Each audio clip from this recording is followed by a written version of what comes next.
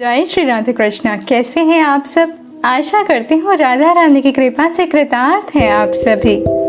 चलिए शुरू करते हैं आज का टॉपिक। दुर्गा माँ की 8 भुजाएं मुझ आत्मा की ही तो 8 शक्तियों को दर्शाता है। आइए द आर्ट ऑफ फॉरगिविंग यानी अपनी शक्ति को पहचाने, उससे रूबरू हुए। फॉर गिविंग किस अक्षर से बना है? फॉर और गिविंग को जोड़ करके, यानी कि for your self give others. अपने आप के लिए दूसरों को दीजिए, खुद को दीजिए। क्या दीजिए? प्यार दीजिए, क्योंकि आत्मा को शक्तिशाली बनाने के लिए ऐसे कड़क हो करके काम नहीं लिया जा सकता। प्यार से, प्रेम से, जिस प्रकार माँ अपने बच्चे से काम लेती है, उसी प्रकार मुझ आत्मा को भी खुद को समझाना होगा प्रेम से ही, जिस प्रकार हम औरों को समझाते हैं। देवी माँ अपने हाथों में शस्त्र लिए हुए हैं। माँ है परंतु शस्त्र भी साथ हैं, यानी कि माँ की ममता भी है, प्यार से काम कराने के लिए, प्यार से समझाने के लिए, और अपनी बुराइयों से लड़ने के लिए, यानी मुझ आत्मा में जो बुराइयां हैं उन पर विजय प्राप्त करने के लिए सही नॉलेज ही मेरे शस्त्र हैं। यानी कि लव और लॉ दोनों ही इम्पॉर्टेंट हैं हमारी लाइफ में। जब आप खुद से प्रेम करते हैं ना, तो लॉ को, इस यूनिवर्स के लॉ को भी आप अपने साथ लेकर के चलते हैं, अर्थात हम द आर्ट ऑफ फॉरगिविंग को और अच्छे से जानते हैं, सीखते हैं, पहचानते हैं। तो आइए जाने हमें किन चीज़ों को फॉरगिव करना है। पहला, किसी भी गिल्ट को पकड़ करके नहीं रखना, नहीं तो समय के साथ साथ वो गिल्टी बन जाती है। हमारे शरीर में डिसीजेस पैदा होने लगते हैं, फिजिकल फॉर्म में भी हमें नज़र आती है।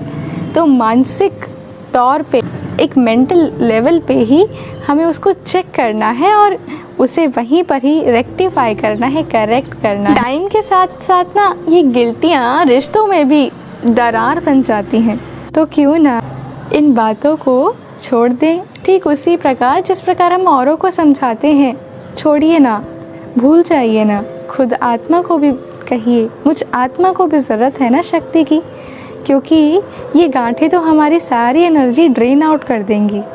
और जब इन गांठों को ही हम नहीं रहने देंगे अपने में, तो हमारा जीवन आनंदमय स्वरूप होगा और हम तभी खुश रह सकते हैं।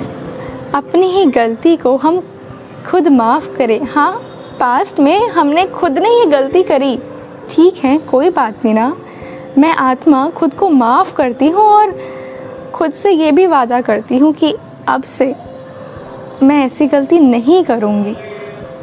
आप उस गलती से जब सीख गए तो आपने एक लेसन ले लिया, और ये लेसन्स तो हमें लाइफ सिखाती ही कुछ इस प्रकार है। पहले टेस्ट लेती है, बाद में पढ़ाती है। बस स्कूल में ही तो हमें पहले पढ़ाया जाता है, फिर टेस्ट लिए जाते हैं, फिर क्या हो गया। बस इसी प्रकार औरों की कहीं बातों को भी हमें छोड़ना है। एक छोटा बच्चा अपनी माँ से कहता है, आपने मेरे दोस्तों के सामने मेरे को बहुत कुछ कहा, मैं वो बात आज तक नहीं भूल सकता। यदि इस प्रकार ही रहा तो वो बच्चा बड़ा होते होते भी उसी चीज़ को इतना मजबूत करता जाएगा और उसके मन में ये गिल्ट रह जाएगी। आर्ट ऑफ फॉरगिविंग नहीं, बल्कि guilt of rejection from the other soul, और यही उनकी पर्सनालिटी में भी झलकेगी, जिससे कई क्षेत्रों में उनका कॉन्फिडेंस भी कम होगा। तो क्यों ना इस गांठ को यहीं सुलझा दिया जाए।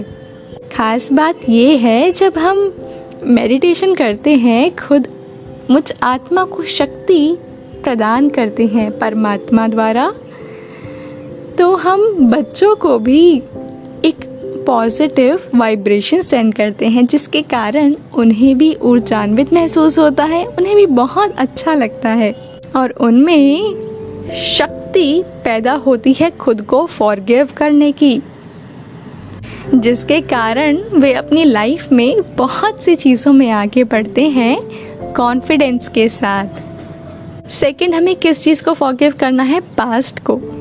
पास्ट में जो हुआ उसे छोड़ दीजिए ना, नहीं तो वो भी हमारे ऊपर हावी रहेगा। ठीक इसी प्रकार जिस प्रकार हमने एक बच्चे के एग्जाम्पल में देखा, आप जब फॉरगिव करते हैं तो आप अपने पास्ट को अपनी शक्ति बनाते हैं। एंड आइए इसका भी थोड़ा सा पोस्टमार्टम करें। पास्ट शब्द का PAST, पास्ट, P से है पछतावा, इसके बजाय कर दीजिए फास्ट, FAST, फास्ट, यानी कि पछतावे का फास्ट कीजिए। जो भी पास्ट में अच्छी चीज़ें हैं उनसे सीख लीजिए और बुरी चीज़ों को पकड़ करके ना रखिए। जब आप फास्ट करते हैं यानी कि व्रत करते हैं तो आप अपनी लाइफ में फास्टली आगे बढ़ते हैं, है ना। फास्ट का मतलब स्पीड भी तो होता है। सो देखिए फॉरगिवनेस से हम कैसे अपनी लाइफ में और तीव्रता से और फास्टली आगे बढ़ सकते हैं। And the third and most important is, मेरी बात ही राइट है, इस चीज़ को भी छोड़ना है हमें। जब आप ऐसा कहते हैं तो आप औरों की बात को समझ ही नहीं पाते, उनमें अच्छी चीज़ें देखना तो छोड़िए, उन्हें आप समझ ही नहीं पाते।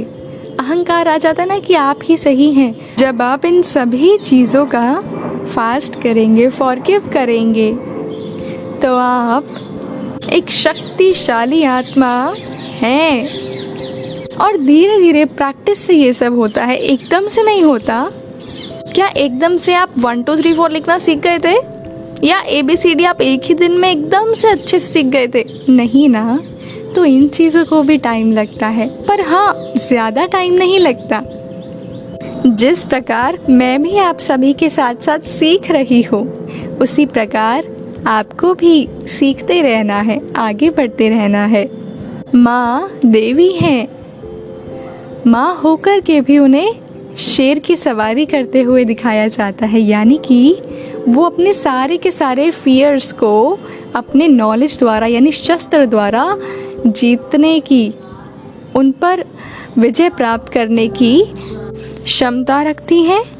अब इन सब चीज़ों से होगा क्या आखिर? इनसे जब हम जिएंगे तो हल्के लाइट, और जब हम जाएंगे यहाँ से तो भी लाइट, और जब मैं आत्मा दूसरे जन्म लूँगी तो वो भी लाइट ही होगा। Live light and leave light. Light, रोशनी कितनी हल्की होती है ना। आप हल्के भी रहेंगे और रोशनी बन के औरों का भी मार्गदर्शन करेंगे, है ना ये खूबसूरत। बस इसी खूबसूरती के साथ तो हमें आगे बढ़ना है। हर एक घंटे के बाद आप खुद को ध्यान दिलाइए, याद दिलाइए कि मैं एक नश्वर शरीर हूँ, यानी कि जब तक मैं यहाँ पर हूँ तभी कुछ कर सकती हूँ। शरीर में ही तो है ना हम चले जाएंगे, फॉरएवर तो नहीं रह सकते ना हम यहाँ पर। खुद को ये भी याद दिलाइए कि मैं जीवित हूँ, मैं जीवित हूँ। एक घंटे में करीब 10,000 लोग यहाँ से जाते हैं, पर आप यही हैं। आपके प्रियजन, आपकी फैमिली मेम्बर्स जो भी हैं वे सभी भी ज़िंदा है। एक और बड़ी सी स्माइल दीजिए खुद को, शुक्रिया कीजिए, ब्रह्मांड को कीजिए। तो बस जब आप ये सब चीज़ें खुद को याद दिलाते हैं ना, तो याद ही नहीं रहती कोई भी चीज़ें, गिल्टियाँ ये जो है ना, ऐसे याद ही नहीं रहती कि यार इसने मेरे को ये फलाने बंदे ने बोला। अब आप सपोज आपका लास्ट मिनट है, ठीक है, तो आप क्या कहेंगे ईश्वर से? क्या कहेंगे उनसे कि उस फलाने बंदे ने मेरे को मेरे पैसे नहीं दिए, या उस बंदे ने मेरे को ये बात बोलती जब मैं 2 साल की थी, बर्थडे पे उसने टॉफ़ी नहीं दी, सबको 2-2 टॉफ़ी दी। क्या आप ये सारी चीज़ें याद करेंगे? नहीं ना। तो फिर अब हमें प्रैक्टिस हर एक चीज़ की करनी है, डीप चेकिंग भी करनी है, ताकि मुझ आत्मा को शक्ति मिले प्रेम सहित। और इस प्रकार हर एक घंटे बाद खुद को ये सारी चीज़ें याद भी दिलानी है, जिससे कि हमारी जो स्पीड है ना वो फास्ट हो जाए। बस अब तक के लिए इतना ही। मिलते हैं हम अपने अगले एपिसोड में। तब तक के लिए अपना ढेर सारा ख्याल रखिए, खुश रहिए, महकते रहिए, बस यूं ही खिलखिलाते रहिए। और हाँ, कुछ नया सीखने में अपना समय ज़रूर दीजिए जिस प्रकार आप आज दे रहे हैं। आपका बहुत बहुत शुक्रिया खुद को समय देने के लिए, मुझे समय देने के लिए। जय श्री राधे कृष्णा।